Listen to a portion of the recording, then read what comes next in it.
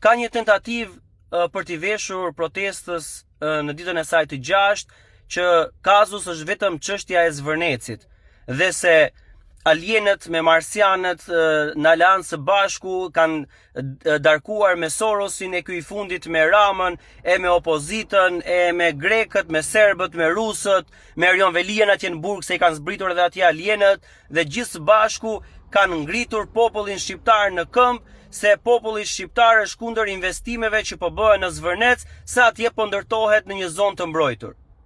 E kuptoni çfarë çmendurie janë duke artikuluar? Kur e vërteta është krejt tjetër. E vërteta është se protestuesit kërkojnë të mbrojnë territoret shqiptare nga shkatrimi i tyre përfundimtar siç janë shkatruar via bregdetare në jugun e Shqipërisë apo edhe zona të tjera në detin Adriatik. Protestuesit janë dhe kanë një kërkesë kryesore, dorëheqjen e kryeministrit Edi Rama.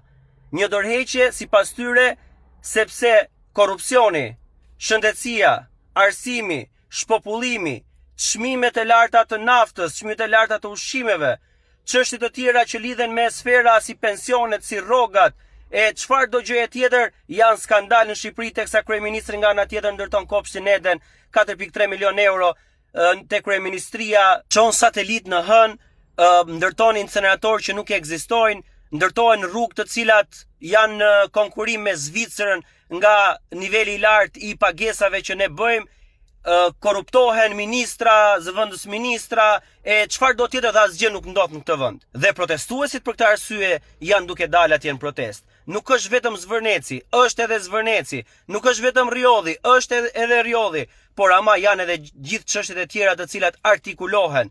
Nuk është vetëm kjo një protestë kundër një investimi atje në Zvërnec, siç po tentohet të shitet dhe po përdoret. Është një protestë e cila është ngritur nga të rinjt shqiptar dhe që është kundër politikës shqiptare të këtyre 36 viteve, për mënyrën se si e kanë qeverisur këtë vend, për mënyrën se si e kanë vjedhur këtë vend dhe kërkojnë dorëheqjen e kryeministrit shqiptar. Një platformë mirëfilli politike, një kërkesë mirëfilli politike dhe që kërkojnë t'i hedhin baltë. Kërkojnë t'i hedhin baltë sepse kjo është gjëja më e bukur që i ka ndodhur Shqipërisë në shumë vitet e fundit, ku protestues, shumica e tyre të rinj, janë duke vrarë frikën, janë duke vrarë të gjithë atë presion për vendet e punës prindërve tyre, të cilët na ka mësuar që jo, mos u ngri, mos shko, mos bëj, do na heqin punën, do na heqin pensionet, do na heqin të ardhmen. Jo, kur populli bëhet bashk siç është bërë, nuk ka fuqi në botë. Dhe fuqia 83 mandateve që përmend kryeministri zerohet në momentin që bulevardi Dëshmorët e Kombit mbushet plot e përplot me shqiptarë që kërkojnë ndryshim, kërkojnë një revolucion e kërkojnë një Shqipëri të re. Është historike kjo që po ndodh. Të dalim për Shqipërinë tonë, për vendin tonë, është një frymë e cila është e jashtëzakonshme. Do duhet jeni atje në shesh për ta kuptuar. Shihemi në orën 18 tek Gjergj Kastrioti Skënderbej, tek sheshi Skënderbej për të marshuar drejt kryeministrisë, me një kërkesë të vetme që e kanë artikuluar protestuesit, dorëheqje e kryeministrit Edi Rama.